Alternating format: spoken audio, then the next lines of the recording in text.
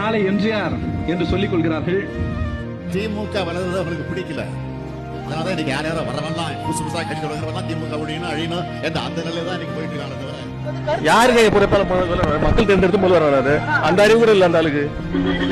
தளபதி அப்படின்னு என்ன கேட்டா ஒரிஜினல் தளபதி மு.க. ஸ்டாலின் அவர்கள் மட்டும்தான்.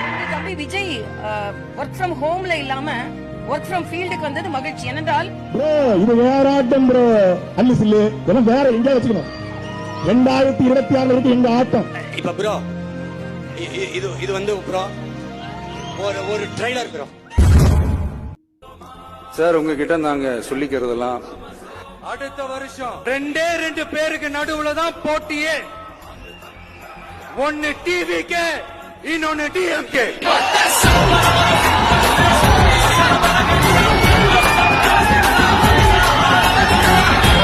அவிநாசி சாலை முழுவதுமாக போக்குவரத்தானது ஸ்தம்பித்து காணப்படுகிறது.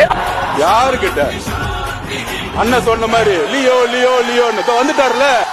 ஏன் வரல கோயம்புத்தூர் 2 நாள் என்ன ஆச்சுன்னு பாத்தீங்கல்ல. பாத்துக்கோங்க.